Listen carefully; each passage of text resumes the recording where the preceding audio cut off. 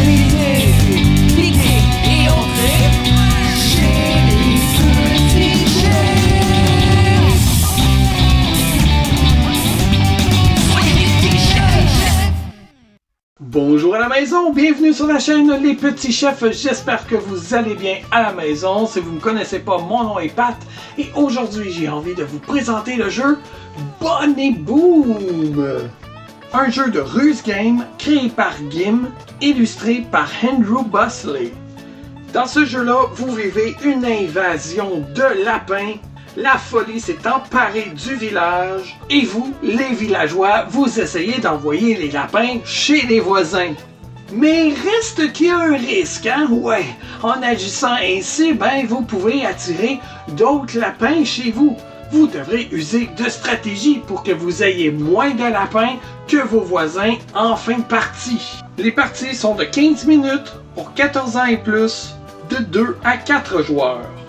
Dans cette vidéo-ci, on va voir la mise en place du jeu, comment y jouer et qu'est-ce que j'en pense. Pour commencer, laissez-moi vous présenter le livret d'instructions. Donc voici, les pages sont tellement belles, les illustrations sont superbes. Ici, on a une version anglaise, mais la version française, bien sûr, va être disponible puisque c'est un jeu créé au Québec. Mais ici, c'est en anglais, comme ça, Gim, il peut présenter à l'international son jeu. Donc voilà, regardez ça comme c'est beau, les illustrations d'Andrew. Ça, c'est vraiment un must. J'adore cette idée-là, d'avoir des grandes illustrations comme ça. Andrew Bosley, pour ceux qui ne le connaissent pas, c'est celui qui a illustré aussi le jeu Everdell. Il existe d'ailleurs un livre, un hardbook. Donc, je trouve ici, ça vient chercher un petit peu la même idée, là, c'est de mettre en valeur l'art d'Andrew Bosley et je trouve ça magnifique. On a une référence rapide ici derrière le livret, donc c'est parfait. Inquiétez-vous pas, à l'intérieur de la boîte, il existe une carte de référence. Pour commencer, vous assemblez le plateau. Si vous avez la chance d'avoir le magnifique tapis de néoprène, déroulez-le sur la table. Prenez la tuile centrale du plateau, selon si vous jouez à 2 joueurs, 3 joueurs ou 4 joueurs, et mettez-la au centre du plateau. Chaque joueur choisit un pion villageois et la tuile domaine de la couleur correspondante. Pour une partie à 2 joueurs, employez seulement le paquet de cartes violet et ajoutez les cartes orange si vous faites une partie de 3 ou 4 joueurs. Avant de mélanger les cartes, décidez si vous jouez avec ou sans les variantes renard et terrier. Les cartes sont faciles à repérer dans le paquet, elles ont une petite étoile dans le coin supérieur droit. Si vous décidez de jouer sans les variantes, retirez les cartes du paquet de cartes et mélangez les cartes. Si vous voulez jouer avec une extension ou même les deux, ajoutez-les simplement dans le paquet. Mais pour une partie de 3 à 4 joueurs, vous allez aussi ajouter des extensions orange. Et vous mélangez le tout ensemble. Et j'ai sûrement pas besoin de vous dire que si vous jouez avec l'extension renard seulement, vous n'aurez pas besoin des cartes terrier. Et vice versa pour le contraire. Ici, je vais vous montrer une mise en place pour 2 joueurs. Alors, je mélange le paquet de cartes violettes seulement. Chaque joueur va recevoir 3 cartes. Chaque joueur garde ses cartes en main sans les montrer aux adversaires. Va recevoir un jeton lapin de valeur 1. Les joueurs vont prendre leur pion et le placer sur la tuile centrale du plateau. On y place aussi la carotte. Et si vous jouez avec les variantes, ajoutez le renard et le jeton terrier. Mettez 3 cartes ouvertes sur les emplacements de la rivière et faites-vous une pioche avec les cartes restantes. Ajoutez aux endroits prévus sur le plateau les 50 jetons lapins de valeur 1, les 10 jetons lapins de valeur 5 et finalement les 10 jetons lapins de valeur 10. Le dernier villageois à avoir mangé une carotte sera le premier joueur. Comment se déroule un tour de jeu? C'est tout simple. Donc vous choisissez une carte que vous avez et vous venez la placer sur le plateau. Maintenant, vous ne pouvez pas la placer n'importe où sur le plateau. Pour une partie de 2 joueurs, vous allez utiliser seulement la ligne centrale ici. Si vous faites une partie à 3 joueurs, vous allez ajouter la ligne du haut. Et finalement, pour une partie de 4 joueurs, vous allez pouvoir jouer aussi sur la ligne du bas ici. Donc ici, j'ai placé ma première carte sur le plateau.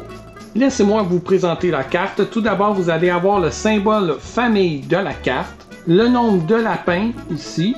La première icône située en bas à gauche est l'effet de la pose de carte sur le plateau. Au milieu, c'est un effet de rivière. Et en bas à droite, c'est l'effet de passage quand vous allez passer par-dessus la carte. Les premières cartes vont se jouer autour de la case centrale ou adjacente à une carte déjà posée. Donc vous ne pouvez pas laisser un vide. Sinon, ben, ça aurait comme effet que votre personnage tombe dans le vide. Wow! Un coup, votre carte posée, vous allez créer l'effet de la pose de la carte. Par exemple ici, cet effet-là nous permet d'envoyer un lapin chez le voisin. Je prends mon petit lapin et je l'envoie chez le voisin. Et ensuite, j'avance mon personnage sur la carte que je viens de poser. Et avant la fin de son tour, le joueur va se choisir soit une carte de la rivière ou de la pioche et se l'ajouter en main pour toujours avoir en main 3 cartes. C'est maintenant le tour au prochain joueur. Le prochain joueur pourrait donc jouer soit sa carte ici ou même sur cette tuile-là. Et on va choisir cette tuile-là puisque la carte permet de faire un effet intéressant sans avoir à ramener des lapins chez lui. Je vais vous montrer ça. Mais avant, puisqu'il y a une petite icône de rivière, il va devoir aller se chercher une carte dans la rivière et y faire un effet. Donc ici, on a l'embarras du choix. Je vais vous approcher les cartes. Une de ces cartes ont un effet rivière au centre de la carte. Et ça tombe bien, ici, ce sont tous des effets différents. Cet effet de rivière-là nous demande de prendre une carte de notre main, de l'ajouter sous la pioche et de piger la première carte de la pioche. Une fois que l'action de la carte qu'on a choisie est faite, on prend la carte et on la met dans la pile de défausse. Et on pioche une nouvelle carte. Cet effet de rivière-là va nous permettre de prendre une de nos cartes et de l'échanger avec la carte d'un autre villageois. Et cette icône-ci, qui est selon moi la plus drôle, va piger une carte de la pioche pour refaire sa main. Ensuite, chacun des joueurs va passer sa main de cartes complète au joueur de droite. Donc on va tous échanger nos paquets de cartes. Une fois l'action de la rivière réalisée, on va faire l'action de la pose de la carte. Celle-ci nous permet de sauter par-dessus une carte de notre choix. Si, hop, on peut sauter par-dessus la carte sans avoir à rapporter le nombre de lapins sur la carte par-dessus laquelle on a passé. Ici, on a 3 cartes puisqu'on a dû piger une carte pour refaire notre main. On n'a pas besoin de piger une carte, mais on n'oublie pas de toujours remplir ici notre rivière dès qu'on retire une carte. Les tours se poursuivent ainsi. Donc si je m'en vais par là, ici, il y a 2 lapins. Je n'ai pas de carte pour sauter par-dessus la carte ici. Donc je vais aller jouer une carte spéciale ici qui s'appelle la carte Bunny Boom. Pourquoi la carte spéciale? Parce que vous allez créer une avalanche de lapins. Elle est spéciale aussi parce que c'est la seule carte que vous allez devoir réaliser l'effet de la pose seulement après vous être déplacé sur la carte. Donc ici, je me déplace sur la carte et Bunny Boom! On va prendre des lapins qu'on va ajouter sur toutes les cartes en jeu, sauf la tuile du milieu, bien entendu. Et ensuite, je vais aller piger une autre carte pour refaire ma main. Les joueurs qui vont passer sur les cartes ayant des lapins devront les ramasser et les mettre sur leur domaine. Comme ça ne me tente pas de faire ça, je vais jouer cette carte-là ici. Cette icône me permet de me rendre directement au milieu du plateau sans me déplacer. On remplace la carte et on se pige une carte. On remplace à nouveau la carte. Ici, je vais déposer une carte terrier. Et je me déplace dessus. je prends le terrier que je dépose dans mon domaine.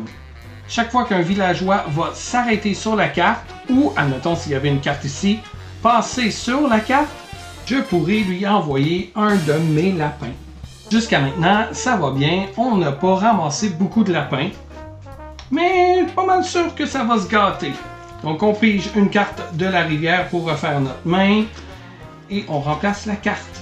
Bon, ici, il reste un emplacement obligatoire seulement avant de terminer. On n'aura pas le choix de se déplacer assez loin avec la main qu'on a ici. Donc, on va tenter de se débarrasser d'un lapin. On va poser la carte. Cette icône nous invite à faire un effet de rivière. Mais ici, j'ai aucune carte avec un effet de rivière. Donc, il n'y aura pas d'effet appliqué pour ce tour-là. Et ensuite, à défausser un lapin, je dois quand même me rendre sur ma carte. Donc ici, on calcule les lapins. J'en ai un, plus un deuxième ici. Et lorsque j'arrive sur la carte, je ne calcule pas les lapins de la carte que j'ai posée. Donc j'aurai un lapin, plus les 2 tuiles que j'ai passées. Ça va me faire 3 lapins. Et maintenant, j'en ai accumulé 4 depuis le début de la partie. Je refais ma main et on remet une carte dans la rivière. Maintenant que la ligne est complète, c'est là que le fun commence. On appelle ça la deuxième phase. Et maintenant, les cartes qu'on va poser ici au milieu, eh bien, on devra tenir compte des familles ici. Si, admettons, je place une carte ici pour pas trop me déplacer, puisque ce n'est pas la même famille, je devrais obligatoirement prendre le nombre de lapins inscrits sur le coin. Donc ici, je pourrais y aller de façon plus stratégique là, en me disant que si je prends la carte ici et que je la pose sur celle-ci, le lapin qui était sur la carte précédente reste quand même sur cette carte-là. Puisque c'est la même famille, ça va créer une paire de cartes et je n'aurai pas besoin comme ça de ramasser les 3 lapins. Pourquoi plus stratégique? Parce que si on calcule lors de mon déplacement, je devrais ramasser 3 lapins. Donc, un ici, 2 là, puis bien sûr sur ma tuile, j'en ramasse pas puisque c'est la tuile que j'ai posée. Et là, vous vous dites, Pat, t'as oublié les lapins sur les cartes, il faut les ramasser aussi. Oui, mais il faut toujours appliquer l'effet de la pause avant de se déplacer. Ici, l'effet de la pause, c'est une carotte. Qu'est-ce que fait la carotte? Elle attire un autre joueur à aller chercher la carotte. Donc, on va déplacer la carotte sur la tuile et l'autre joueur qu'on a visé va devoir se rendre jusqu'à la carotte pour prendre la carotte et la porter dans son domaine. Il n'y a pas juste la carotte qu'elle va rapporter avec elle. Elle va aussi rapporter tous les lapins qui l'ont suivi. Donc, 1, 2, 3, 4, ce petit lapin-là, 5, 6, 7 lapins au total. Ouf, ça fait beaucoup de lapins, ça. Et vous voulez pas garder la carotte jusqu'à la fin de la partie parce qu'elle va vous ajouter 4 lapins dans votre décompte. Et là, vous vous dites, ouais, mais Pat, t'as passé sur le terrier et tu devais envoyer un lapin. Et oui, mais j'en ai pas. J'en ai pas, je joue trop bien. C'est pour ça que il n'y a pas eu de lapin envoyé via le terrier jusqu'à maintenant. Ouf, wow, gros coup ici. On va donc piger une carte et remplir la rivière. Je vais continuer comme ça pour vous montrer tous les effets des cartes. Ici, la dame va jouer la carte Bonne et Boom. Donc, elle peut le mettre avec le soleil. Elle n'aura pas besoin de ramasser de lapin ici. Elle va se rendre sur la carte à côté. Donc, ne pas ramasser aucun lapin à cette manche-ci. Et elle va juste ajouter un lapin sur toutes les tuiles. Elle va prendre une carte de la rivière et la remplacer. Parmi mes cartes ici, j'ai celle-ci qui est une feuille. Mais malheureusement, sur le plateau, il n'y a aucune feuille. En fait, c'est faux. Il y a une paire de feuilles ici, mais puisque c'est une paire de cartes identiques, on n'a plus le droit d'ajouter de cartes sur cette paire-là. ni sur celle soleil. Donc pour pas ramasser trop de lapins, on va la placer ici à côté. On va remplacer la carte de la famille Lune. On va créer l'effet. Ici, l'effet nous dit de se débarrasser d'un lapin et de l'envoyer chez un voisin. Notez que si vous jouez à 3 ou 4 joueurs, cette carte-là est beaucoup plus intéressante parce que vous envoyez un de vos lapins chez chacun des autres joueurs. Et là, j'ai pensé trop vite, malheureusement. Je me suis dit, je vais ramasser le lapin et l'envoyer chez le voisin. Non, c'est pas comme ça ça marche. Faut faire les choses en ordre. Donc, on applique l'effet de pause avant de se déplacer. On n'a pas de lapin, malheureusement, à envoyer chez notre voisine. Donc, on va se déplacer et quand même ramasser le lapin qu'il y a sur la carte. Admettons ici que les cartes ne me plaisent pas. Je vais y aller avec une carte au hasard. OK, ici, je vais aller jouer ma carte Lune. Et je vais la mettre sur une carte Lune ici. L'effet de cette carte-là attire le renard. Et lorsque le renard passe devant des joueurs, eh bien le joueur reçoit un lapin du domaine du joueur qui a posé la carte. On se débarrasse ainsi d'un lapin. Ensuite, bien sûr, je dois me rendre sur la carte. Et comme je viens d'arriver sur cette carte-là, je dois quand même ramasser le lapin, même si c'est moi qui ai posé la carte. Et ici, je dois ramasser 2 lapins. Voilà.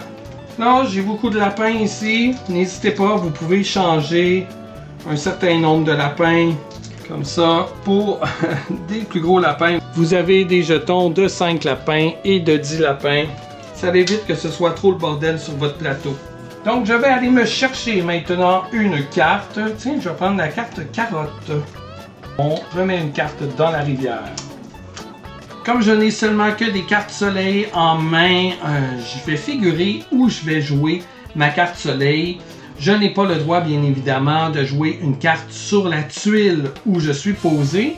Si je l'envoie là-bas, ça va me coûter ici 2 lapins, plus tous les lapins que je vais traverser. Ça ne me tente pas vraiment. Ça va être moins pire de la placer ici sur la famille, de créer une paire et de traverser ici un lapin et de ramasser le lapin qui est sur la dernière tuile. Ça, c'était pour la figuration, mais avant, il faut faire notre effet ici de tuile. Donc ici, cette icône nous dit qu'on doit malheureusement ramasser un lapin et faire l'effet de la rivière. Il y a un effet de rivière ici qui me permet, par exemple, d'envoyer des lapins chez des voisins. Yes! Si on avait joué à 4 joueurs, j'aurais pu envoyer tous mes lapins chez les autres joueurs, mais malheureusement, on joue seulement à 2 joueurs, donc un seul lapin chez le voisin. Je me déplace ensuite, donc je ramasse un lapin, ainsi que le lapin qui était sur la carte. Donc ça va me faire un ajout de 2 lapins. Et là, j'ai passé devant le renard. Est-ce que j'enlève ou je reçois un lapin d'un autre joueur? Non, c'est seulement lorsque le renard se déplace qu'un autre joueur va nous envoyer un lapin de son domaine. On va remplacer la tuile ici et on va se choisir une autre tuile. Là, on va y aller en fonction là, de qu'est-ce qui est disponible sur le plateau. Donc, soit lune ou feuille. Parfait, c'est des lunes et des feuilles. Je vais y aller avec celle-là ici. Quand est-ce qu'une partie de Bonnet Boom se termine? C'est lorsqu'il n'y a plus aucune carte à piger dans la rivière ou s'il n'y a plus aucune place où on peut placer une carte. Parce qu'on se rappelle qu'on ne peut pas placer de carte sur les paires. Oh, moi ici j'ai la carte parfaite là. Parce que regardez ça. Famille Lune. Ça ne me donnera pas de lapin. Je n'ai pas besoin de ramasser le lapin ici. Et en plus, comme il y a la carotte, je prends ma carotte que je vais placer sur la tuile. Et le joueur va devoir aller chercher la carotte. Donc on va compter nos lapins qu'on va ramasser en chemin. 1, 2, 3, 4, plus celui-ci, 5, plus celui-ci. Et la tuile qu'on atterrit, on ne calcule pas le lapin. Donc ça nous fait 5 lapins, plus les 2 qui étaient sur les tuiles, Ouh là là, ça va avoir coûté 7 lapins plus la carotte. Bon, les choses s'équilibrent un petit peu là. C'était vraiment le moment parfait pour utiliser cette carte-là. Par contre, on doit quand même marcher jusqu'à notre carte, donc on va s'ajouter nous-mêmes 2, 3 et 4 lapins, qui est quand même moins pire. Je vais prendre un petit 5 lapins ici, et je vais redonner un lapin là. Je vais aller chercher une autre carte carotte, on va essayer de l'utiliser aussi. Et on va piger une carte pour remplir la rivière. C'est maintenant au villageois ici de jouer, qui va peut-être avoir une chance là, de closer la partie. Et oui, c'est ce qui va arriver avec sa carte ici. Comme c'est une carte Bunny Boom, il va se déplacer avant de faire l'effet de la pose de carte. Donc un lapin, 2 lapins à ramasser. Voilà, et maintenant Bunny Boom! On va poser un paquet de lapins partout. Et bien entendu, on va refaire sa main, même si la partie est terminée. Donc bien sûr, on a l'avantage de choisir dans la rivière là, et de regarder les points sur le coin des cartes. Donc on va y aller avec une carte de 2. C'est toutes des cartes de 2 de toute façon. Mais ça aurait très bien pu être une carte de 1, 2 ou 3. Donc là, rendu ici, inutile de remettre une carte dans la rivière. La partie est terminée. Ce qu'on va faire, c'est qu'on va calculer tous nos lapins, plus le pointage des cartes qu'on a en main. On peut maintenant retirer le terrier, on n'a plus besoin de ça. Donc, on a un lapin de 5, la carotte vaut 4, on est rendu à 9, 10, 11, 12, 13, 14, 15, 16, 17, plus nos cartes ici, 25 lapins pour le joueur orange. Et le joueur violet ici a 10, 15, 16, 17, 18, 26 lapins. Donc, seulement d'un point. Et pourtant, au début, là, on était sûr que le joueur violet ici aurait perdu. Et oui, il perd, mais seulement d'un point. Wow, une partie vraiment serrée. Donc c'est comme ça que se joue une partie de Bunny Boom. C'est pas plus compliqué que ça. Les parties durent environ 15 à 20 minutes. C'est super rapide. Et si vous jouez avec le sablier, lorsque le joueur avant vous retourne le sablier, vous devez jouer une carte avant que le sablier se soit complètement écoulé. Sinon, vous avez une punition. Ouais. Vous devrez ajouter le nombre de lapins de la carte la plus haute de la rivière. Donc ici, ce serait 3 lapins à ajouter à votre domaine. Et n'ayez crainte, même si vous trouvez qu'il y a beaucoup d'icônes, il y a des cartes d'aide ici pour vous aider. Ces cartes de rappel-là vont vous montrer les familles existantes, les effets de passage, les effets de la rivière et les effets de la pause, ainsi que des variantes. Et voilà, c'est comme ça que se joue une partie de Bunny Boom. Allons voir maintenant, qu'est-ce que j'en pense? Bon, est-ce que j'ai aimé Bunny Boom? Oui, j'ai adoré Bunny Boom et je vous promets que c'est pas parce que j'ai déjà été propriétaire d'un lapin. Hein? Non. J'ai vraiment aimé le jeu. C'est un bon jeu Take That ou si vous aimez mieux, Tiens-toi. Hein? Donc on envoie des lapins chez des voisins. Il faut faire attention par contre de pas trop en avoir chez nous. Puis des fois, ben c'est difficile parce que selon tes cartes, si tu places pas la carte sur un icône de même famille, ben là tu vas ramasser des lapins chez vous. En même temps, si la carte de la même famille, elle, est plus loin, ben là, en te promenant sur le plateau, tu ramasses quand même des lapins chez vous. Fait que oui, tu peux être pris à ramasser plus de lapins qu'en envoyer chez des voisins. Puis c'est ça qui est le fun, c'est d'envoyer des lapins chez des voisins. Donc c'est pour ça que je trouve que le jeu est meilleur à 3 ou 4 joueurs. Parce qu'il y a une carte qui dit justement que vous pouvez envoyer des lapins chez les voisins. Donc si vous jouez seulement à 2 joueurs, ben vous envoyez seulement un lapin de votre collection chez le voisin. Tandis que si vous jouez à 4 joueurs, ben là vous allez pouvoir vous débarrasser de 3 lapins. Fait que ça rend le jeu un peu plus excitant et le nombre de lapins sur votre plateau a plus de chances de changer comme ça. Et à partir du moment où vous êtes plus familier avec le jeu, que vous connaissez bien les icônes et que vous pouvez prendre vos décisions rapidement, vous pouvez ajouter un sablier ici. Vous allez avoir 15 secondes pour décider quelle carte que vous allez jouer sur le plateau. Sinon, vous êtes puni. Vous allez devoir prendre le nombre de lapins le plus élevé de la rivière. Donc, ça ajoute un suspense. Vous jouez votre carte, vous retournez le sablier pour le prochain joueur. Il n'y a pas le choix de jouer le plus vite possible. Après ça, à son tour, il va retourner le sablier pour le prochain joueur. Fait que ça devient une course infernale où vous êtes envahi de lapins. C'est super drôle, c'est vraiment le fun. On a adoré à la maison. Les illustrations sont super belles, sont humoristiques, des lapins qui revolent partout. Le matériel est d'excellente qualité. Et si vous avez la chance de vous ajouter le tapis en néoprène, il est super bien imprimé, super beau. C'est vraiment un must à mon avis, mais j'aime quand même l'idée du plateau en casse-tête. Au moins, c'est pas un plateau là, plié en 8. Avec des enfants, vous pouvez leur donner la tâche de monter le plateau, fait que ça leur fait un petit jeu avant le jeu. J'aime aussi la variante du terrier, qui va faire en sorte que si quelqu'un passe sur un terrier, si c'est vous qui êtes en possession du jeton terrier, bien, vous allez pouvoir envoyer un lapin chez lui. La variante du renard aussi est vraiment intéressante. Si vous faites passer le renard devant les autres joueurs, eh bien, encore une fois, vous leur envoyez des lapins. Donc, c'est pour ça que le jeu est vraiment excellent à 3 ou 4 joueurs. Encore une fois, si vous jouez à 2 joueurs, le renard passe devant une seule personne. Donc, vous allez donner un seul de vos lapins à l'autre joueur.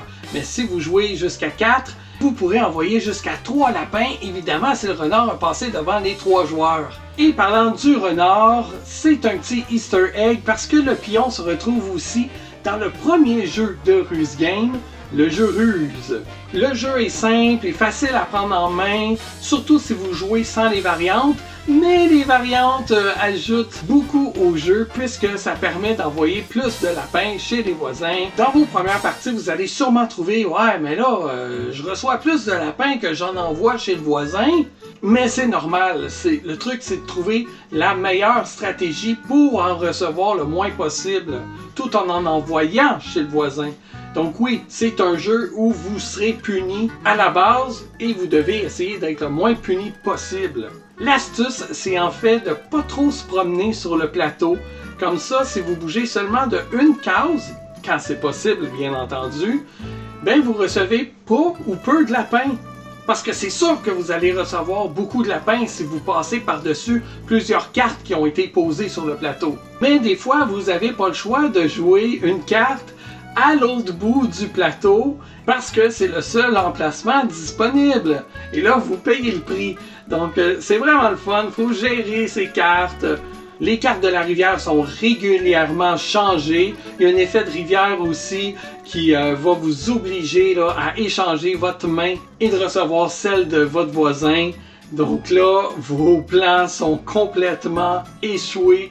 Ça, j'adore cette idée-là aussi. Le jeu est excellent, vraiment. Si vous voulez vous le procurer, il y aura une campagne en juin 2024.